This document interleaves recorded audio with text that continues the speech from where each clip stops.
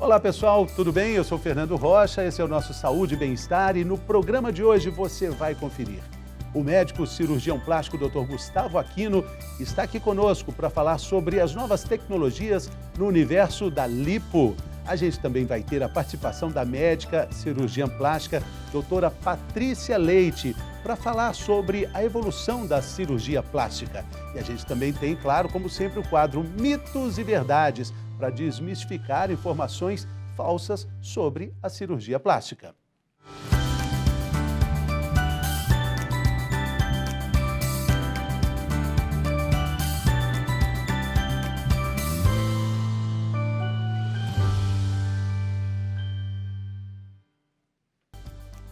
Muito bem, a forma como a gente interpreta o que a gente vê diariamente é fruto do que o espírito dos nossos tempos considera que é belo ou que é feio. Ao longo da história, o espelho da humanidade refletiu diversas mudanças de padrões na nossa estética. E na estética do mundo, a arte representou e representa até hoje as formas que estiveram e que estão em alta. Seria raso, seria até injusto dizer que tudo isso se resume à pura vaidade humana. A beleza é história, é autoestima, é filosofia e, mais precisamente, no Brasil do século XXI, também é tecnologia, também é conhecimento.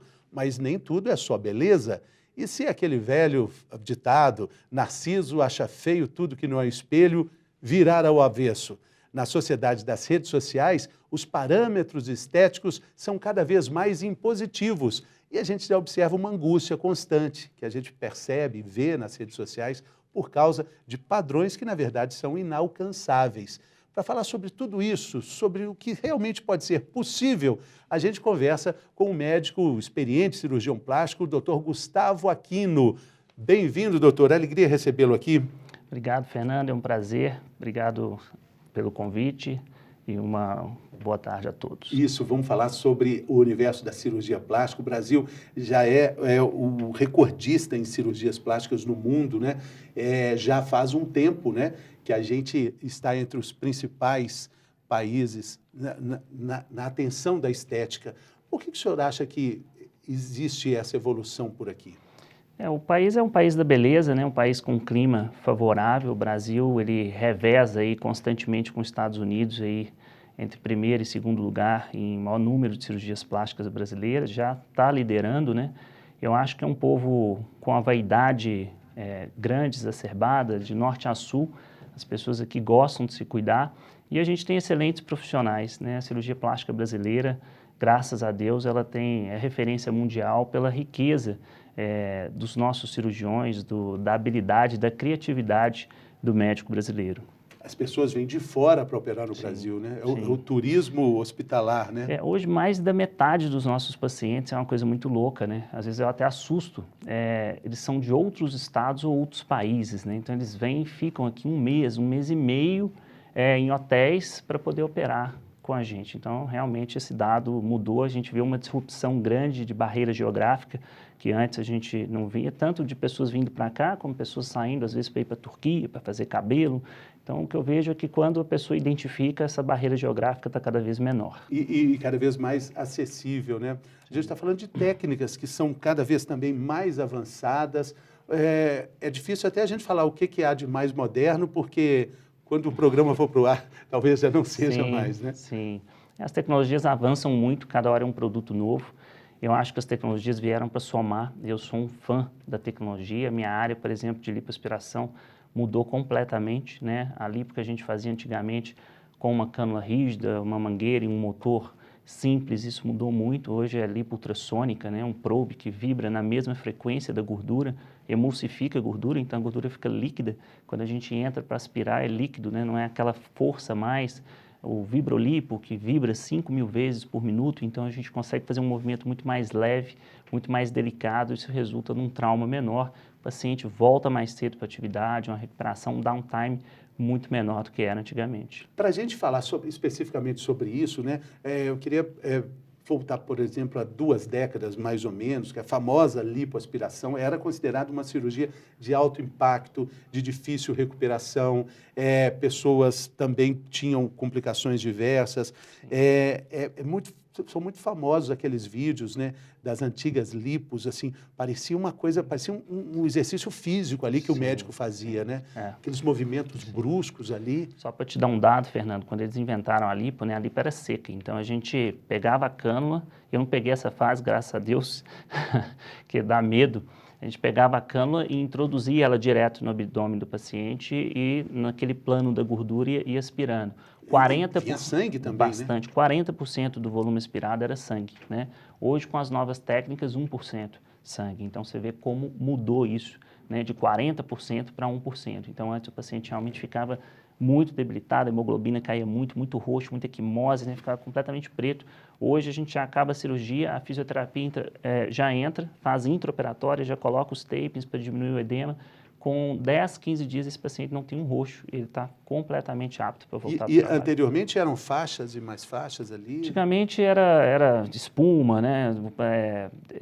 Essa técnica de colocar a cânula seca, né? Hoje a gente usa uma solução com adrenalina para fechar o vaso, então isso diminui o sangramento, a gente tem que esperar essa solução agir, mas antigamente era muito mecânico o processo, muito invasivo e muito no braço, né? Então, hoje o que a gente vê, nos cursos a gente mostra isso, com a lipo ultrassônica a gente faz um movimento de violino, não existe força, né? O som está emulsificando a gordura.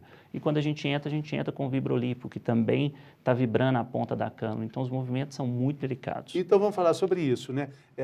Esse campo aí é o HD? HD, High Definition. E como é que isso evoluiu para tratar essa gordura que tanto incomoda tanta gente, né? Sim.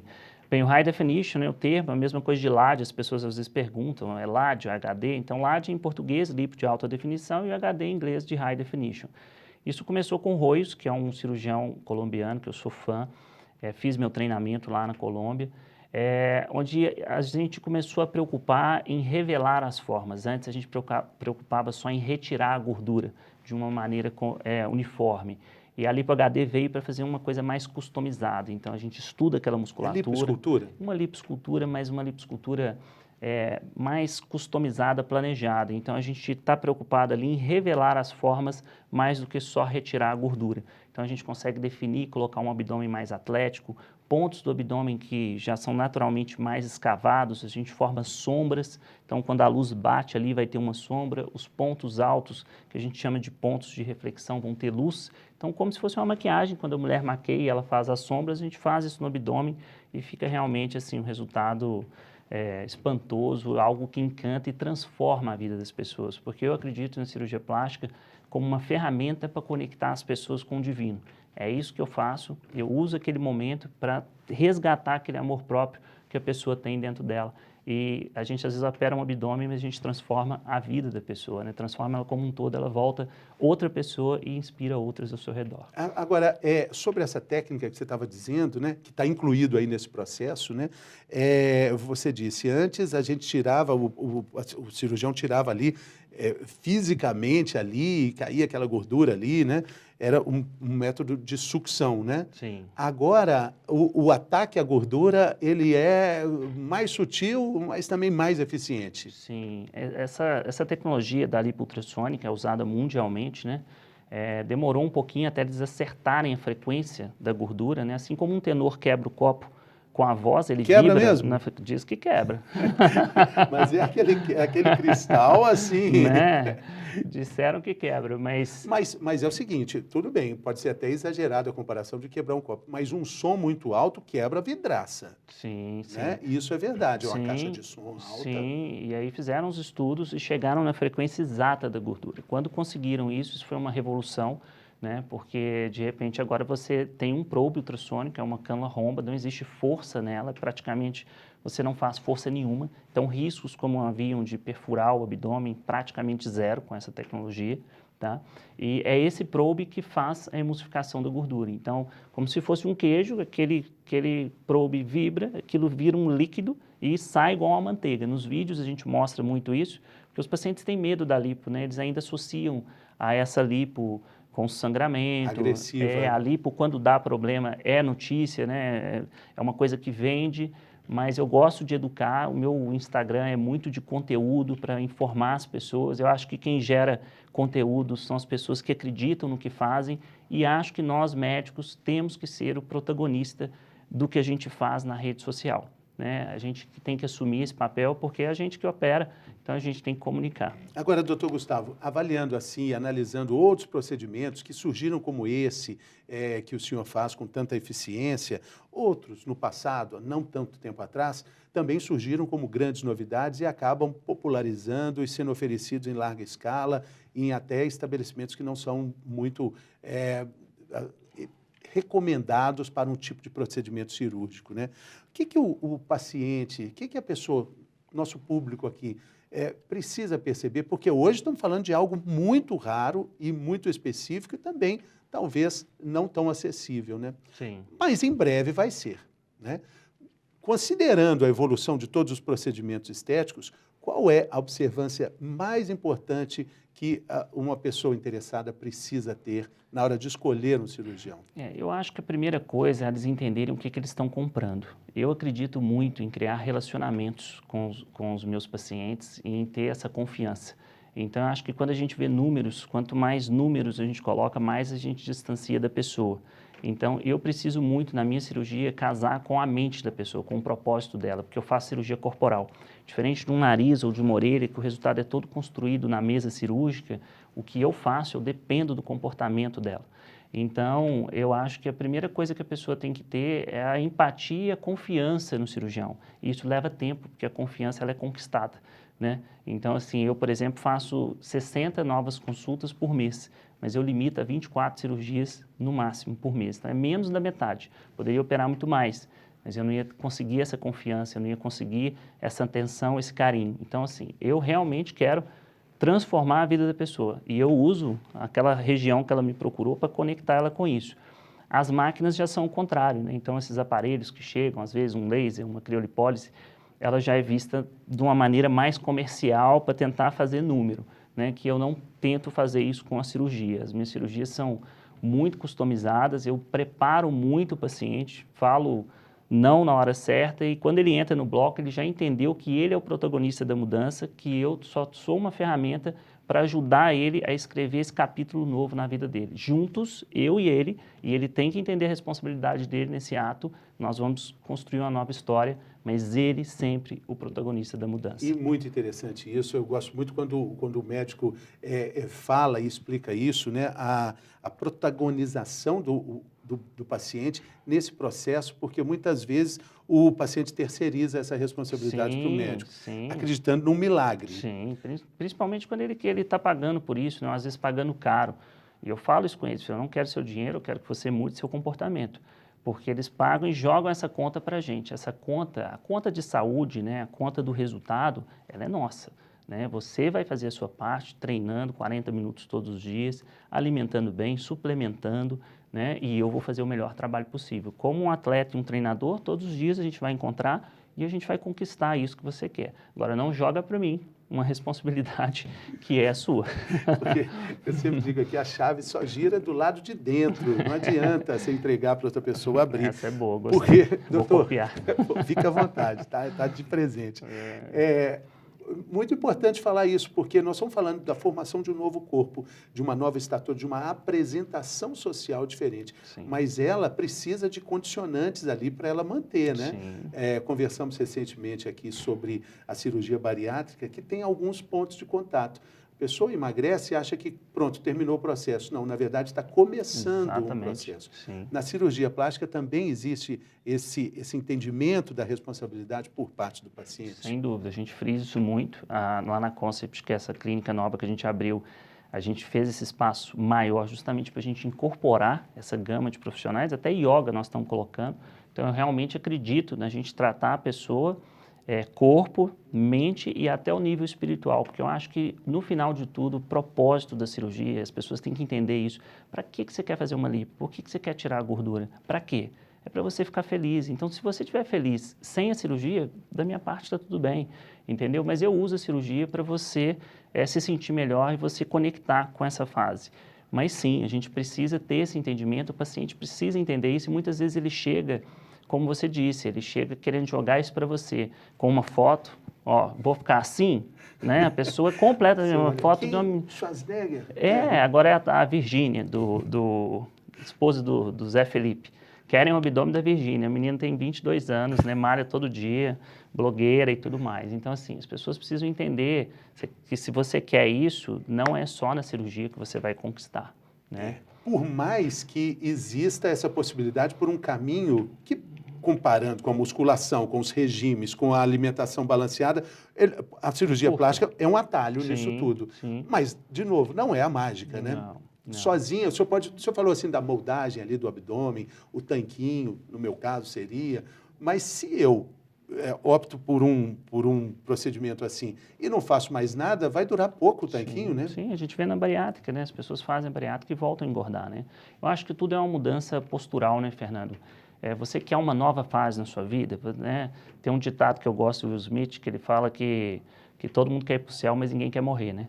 Então, é isso, né? Você quer ser um profissional de sucesso, então você tem que estudar, você tem que começar uma nova postura, né? Então, você quer o abdômen da Virgínia, então tudo bem, eu vou te ajudar, mas você tem que entender que você vai ter que malhar também, igual ela faz, que você vai alimentar bem, igual ela faz, que você vai suplementar. Não é só a cirurgia e deu.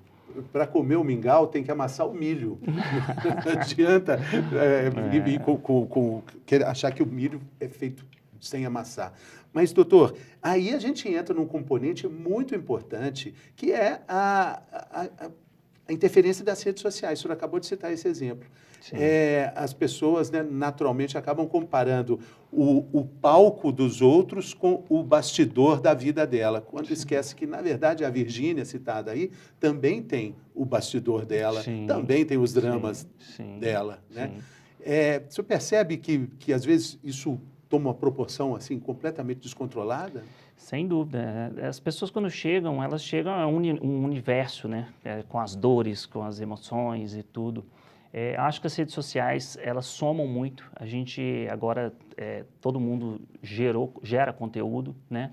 Mas tem um lado negativo, que é esse lado da comparação, né? Cada um tem o seu Everest, as pessoas têm que entender o que elas querem, né? E essa beleza, o bonito é justamente você ser único, né? Então, esse padrão, todo mundo querer encaixar num padrão, acho que isso mata talvez a coisa mais legal que a gente tem, que é a diversidade mesmo, né? Por exemplo, mamas, assim, a gente tem N mamas bonitas. Então, existe mama bonita sem silicone, existe mama bonita com silicone, tem N padrões, né?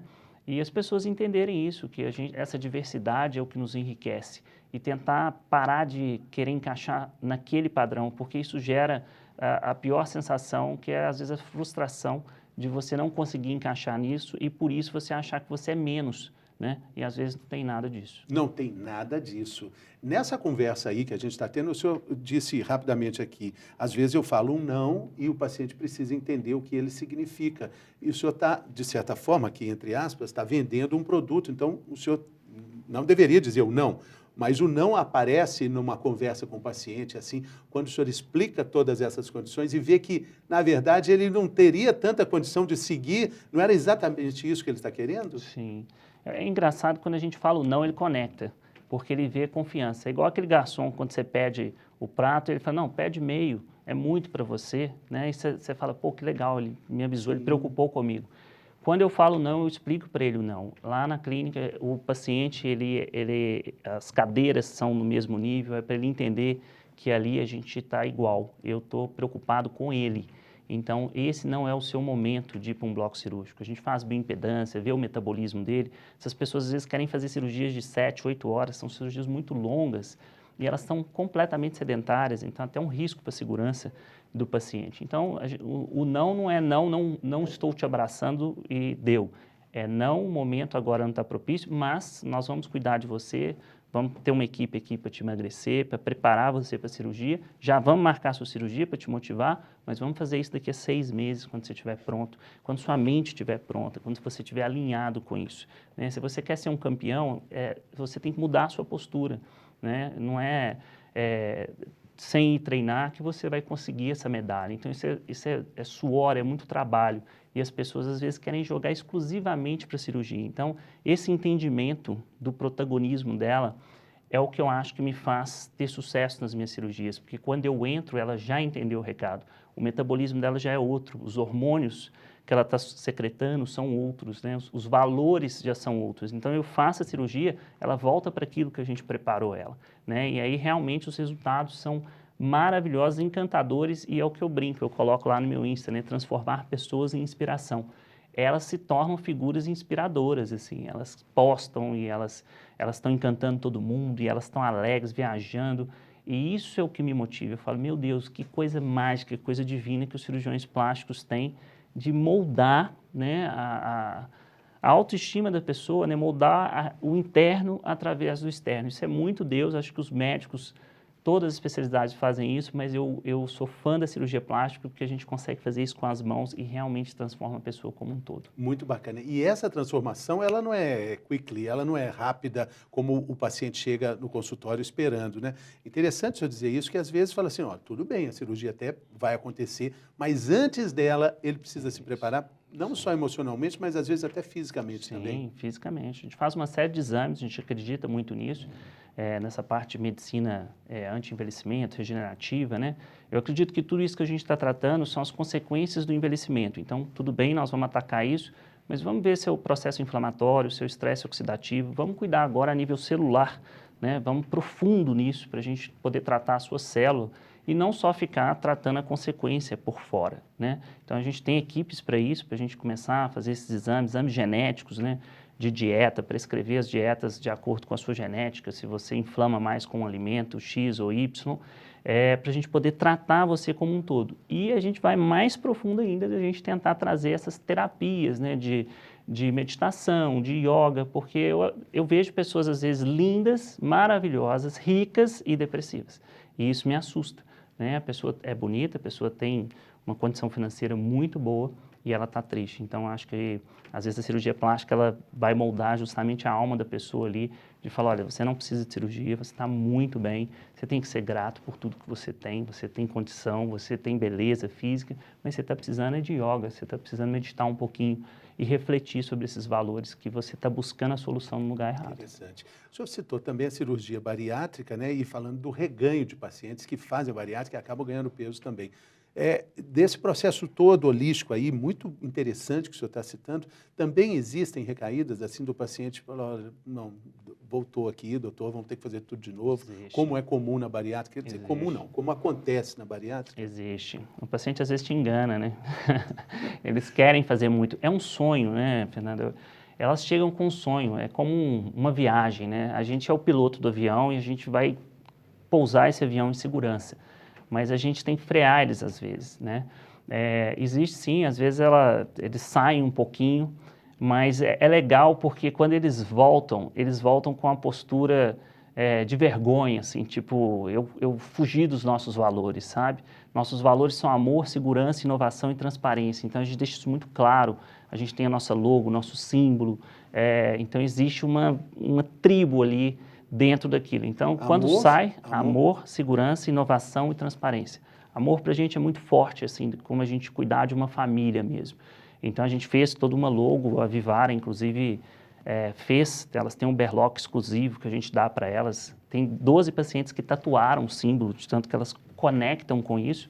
Então, elas realmente acreditam nisso. Então, quando elas saem da linha, elas voltam como se estivesse fora da tribo, envergonhadas, elas sabem que elas não deviam ter feito, e a gente faz um trabalho de novo para tentar trazer ela para cá. O senhor está se referindo a elas porque a grande maioria é de mulheres, mas os homens estão crescendo também. Então, antes era 90% mulher, né? 10% homem. Hoje já é 60-40, tem 60, muito 40. Homem fazendo. A lipo HD do homem fica muito legal, porque a gente trabalha o abdômen, a gente trabalha o tórax, a gente trabalha ombros, a gente pode fazer lipoenxertia nos músculos, então a gente pode injetar gordura no deltoide, no peitoral, nos retos abdominais, no glúteo.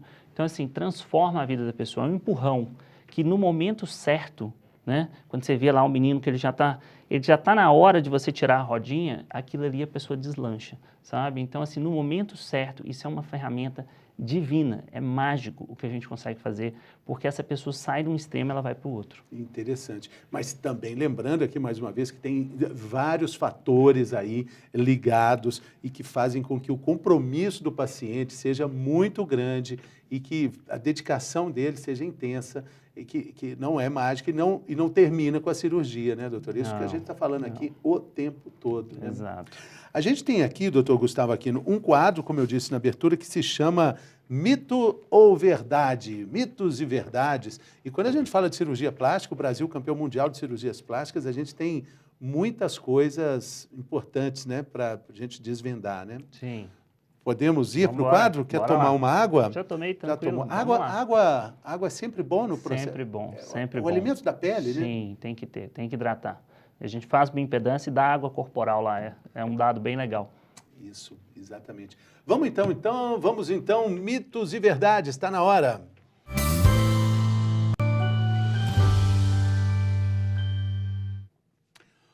O Mitos e Verdades de hoje tem o Dr. Gustavo Aquino, cirurgião plástico, especializado em diversos procedimentos que, como ele está dizendo aqui, melhora a autoestima, dão vida ao paciente, principalmente com a lipo, tecnologias avançadíssimas nesse sentido. A primeira questão, doutor, eu falo a frase e o senhor me diz, é mito ou é verdade, mas dentro da sua vivência clínica. Ok. A primeira frase é essa, a lipo elimina a gordura, mito ou verdade? Verdade, elimina. Lipo elimina a gordura, tá? Não é para emagrecer, mas elimina a gordura. A outra questão é essa, a lipo também elimina a celulite, é mito ou é verdade? Parcialmente, pode responder parcialmente. Pode. Ela não ataca diretamente a celulite, mas quando a gente tem essa diminuição da gordura, o tecido às vezes ele melhora, tá? Então, assim, não é uma constante isso, mas pode acontecer. A celulite é a grande vilã, né? E talvez ela também pode ser administrada nesse conceito todo que o senhor disse, né? De entender a pessoa como ela é, entender o que faz com que ela seja quem ela é. A celulite faz parte dessa constituição. Sim, não é só cirúrgico, né? A gente pode melhorar muito celulite com nutrição, com atividade física, com suplementação e, claro, os procedimentos cirúrgicos. Então, quando a pessoa entende isso, melhora tudo. O problema é o que eu falo, da falta de relacionamento, de conversar com a pessoa, né? Então, ela já compra a cirurgia, na ansiedade, no sonho, já leva para o bloco, e aí ela tem toda uma expectativa, às vezes, de transformar naquela pessoa ali da rede social, e isso não vai acontecer. Quando é tudo conversado antes, quando ela entende que tem uma equipe por trás dela para ajudar ela a chegar nesse resultado, tudo fica mais fácil. Até mesmo aceitar a própria celulite, que eu acho que é fantástico, é uma marca registrada. Sim, né? sim. A terceira questão, lipo é definitiva, isso é mito ou é verdade? Isso é mito, né? A lipo, o paciente pode engordar novamente, tá? O número de células que a gente nasce de gordura são números que a gente vai ter. Então, naquelas regiões, diminuiu a quantidade de adipócitos. Então, fica mais difícil dele engordar, né? O número de células ali diminuiu. Mas a gente vê pessoas que já liparam. Eu já atendi uma paciente, assim, um absurdo. Não operei, encaminhei ela para o psicólogo, já tinha feito 9 lipos, né? Então, na hora que ela me falou, já deu o diagnóstico, cara, né? A pessoa que faz 9 lipos, realmente, ela está precisando treinar a mente dela, né? E talvez até com técnicas diferentes, né? Não, médicos diferentes, técnicas diferentes. A outra questão é essa, pessoas obesas são sempre candidatas a lipo. É mito ou é verdade? Mito. Pessoa obesa a gente não opera, tá? Mas a gente prepara ela para cirurgia. A gente tem um programa de emagrecimento com nutrólogo, nutricionista, tá? Que vai colocar uma sequência para ele até a data de cirurgia, acompanhar ele. Lipo não é para emagrecer, viu, turma? A lipo é para modelar. Então, a lipo é aquele paciente que tem uma massa muscular adequada e tem gorduras em pontos localizados. Aquela pessoa que chega e fala, eu quero limpar a papada, quero limpar o braço, quero limpar aqui, costas, coxa e tal, aquela pessoa já te deu o diagnóstico. Ela está obesa, ela precisa ser preparada para a cirurgia e no momento certo a gente vai levá-la para o bloco cirúrgico. A outra questão lipo é apenas para mulheres, mito ou verdade? Mito. A gente faz muita lipo em homem com resultados maravilhosos, encantadores, e o homem responde muito bem. Acho que o homem ele é mais direto, né? Ele vê, ele transforma.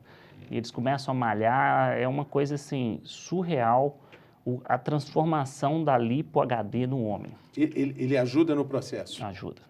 Mais do que a mulher?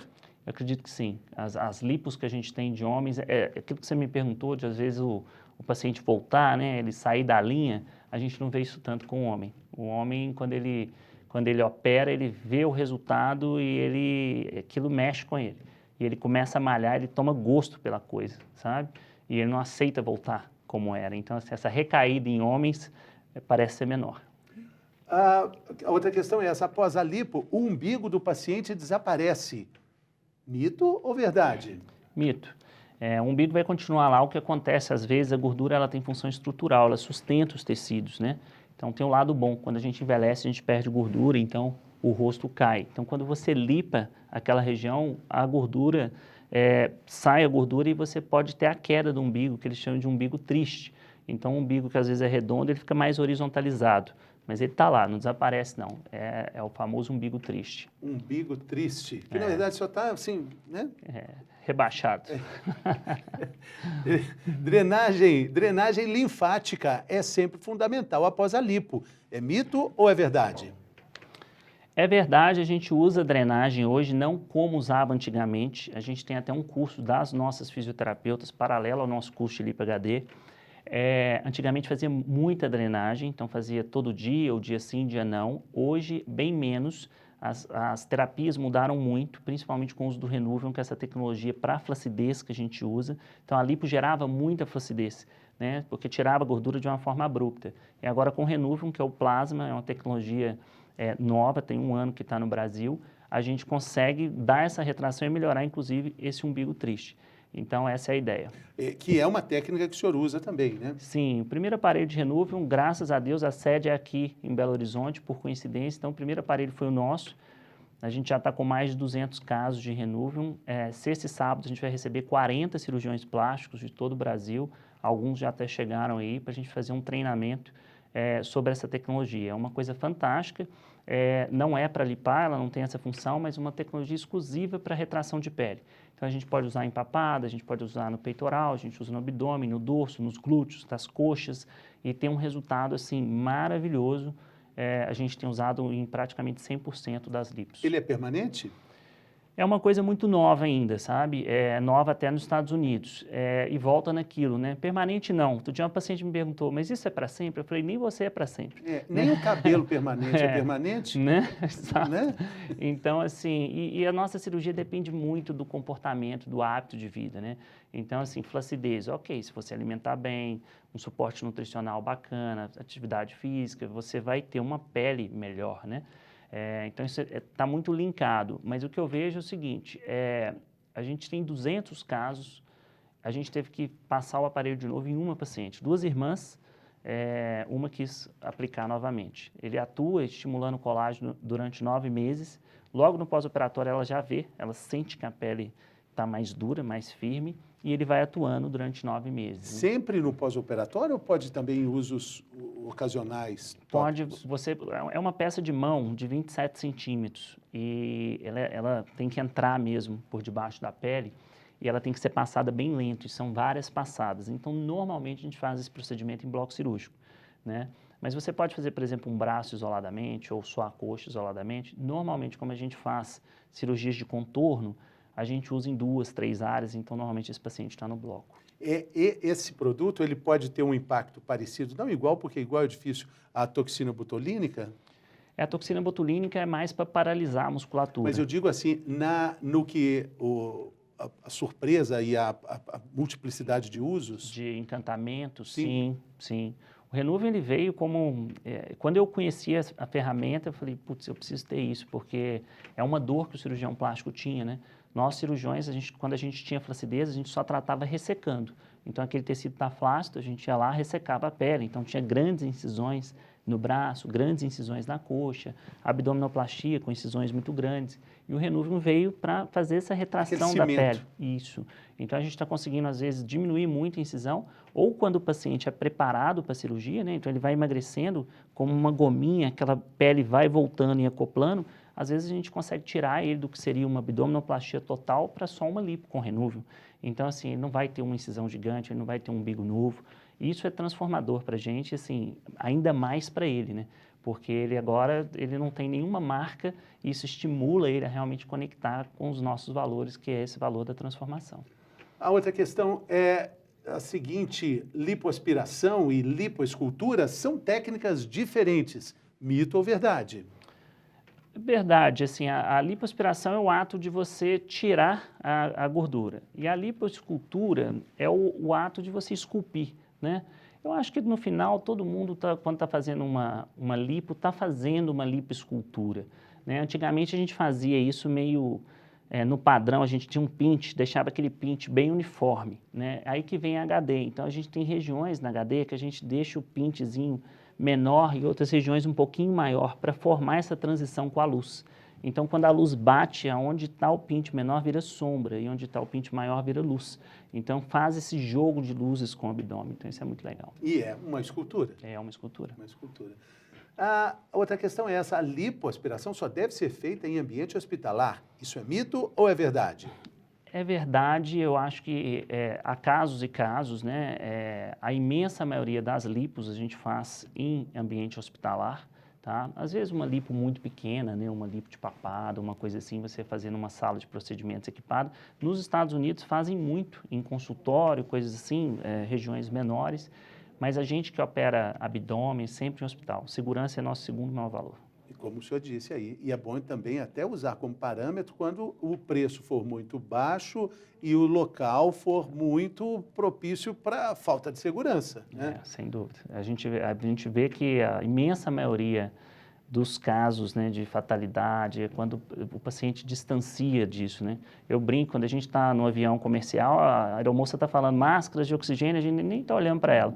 A gente se sente tão seguro ali dentro, porque é um avião... Acha que tem, né? Né? Tem certeza Tem que tem. certeza, porque é um avião né, com tecnologia, 2 pilotos bem treinados, uma torre, e é isso que a gente quer dentro da cirurgia, um hospital, uma equipe bem treinada, tecnologias. Quando o paciente distancia disso, ele começa a ir para um perigo, uma coisa tenebrosa que é sorte, né? E as pessoas têm que entender o que elas estão comprando. Cirurgia não é uma coisa que você compra toda hora, né? A cirurgia é uma coisa que você precisa se preparar para aquilo, conectar com o profissional, entender o que você vai fazer. Não compre isso no impulso, como se você estivesse comprando um produto, porque é um serviço, é um investimento, né? Um investimento. Um investimento em você mesmo, né? Sim. E a última questão é essa, doutor. Pessoas de qualquer idade podem fazer a lipo. Mito ou verdade? Mito, porque qualquer idade não, mas eu não quero desanimar a pessoa que está pensando em lipo. Eu já operei um dos meus melhores resultados. É uma paciente, ela é queridíssima, eu amo ela, e ela vai lá na clínica, a gente só toma café e se abraça e tudo mais. Ela tem 65 anos, sabe? E fizemos uma lipo HD nela com Renuvium e uma mastopexia. Então, assim, ela está com o corpo, ela falou, meu Deus, nunca tive esse corpo, assim, super grata. E ela manda um tanto de mensagem, ela comenta tudo, é uma fanzona. Então, eu acho assim, se o paciente vai ser minuciosamente estudado, se ele estiver em boas condições, por que não? Deixou uma porta aberta com relação a essas possibilidades. Doutor Gustavo Aquino, muito obrigado pela sua participação, boa sorte nessa jornada aí de instrução e de esclarecimentos importantes, não só para os pacientes, mas também para os seus alunos, já que você também é um formador de novos profissionais, que eles tenham essa sua ideia, a sua clareza, para que a gente tenha, consequentemente, uma sociedade mais esclarecida. Eu que agradeço a participação no programa, agradeço você que está assistindo. Quero convidar todo mundo para o nosso espaço. A gente preparou com muito carinho, a gente investiu muita vida ali dentro, que é a Concept Clinic, que é maravilhosa, em frente ao Diamond. São 1.070 metros quadrados, onde a gente vai conseguir reunir em Belo Horizonte todos esses profissionais, e a Next Level, que é a empresa de cursos, onde a gente forma novos cirurgiões com essa mentalidade da transformação corporal, a técnica sempre, mas a gente lembrar do nosso papel de médico, de curar as pessoas e promover o bem-estar para elas. Valeu, pessoal. A gente volta daqui a pouco, depois do intervalo.